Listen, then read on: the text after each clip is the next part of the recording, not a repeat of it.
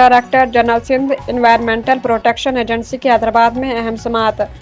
Oil और gas कंपनियों आबपाशी ड्रेंच हैदराबाद सफाल्ट प्लांट ईंटों के भट्ठों और दीगर स्टेक होल्डर्स को सिंध माहौलियाती कानून 2025 की तामील का हुक्म।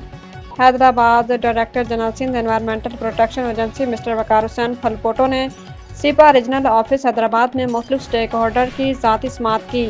इस समाअत में ऑयल एंड गैस कंपनी ड्रेंच इरिगेशन हैदराबाद सफाल्ट प्लांट और मुतअद्दिद ईंटों कंपनियों के नुमाइंदगान को तलब किया गया। इजलास का बुनियादी मकसद तमाम फ्रीकैन से सिंध एनवायरमेंटल प्रोटेक्शन एक्ट 2014 की तामील से मुतल्लिक उनकी कारकर्दगी और इक़दामात पर वजाहत तलब करना था।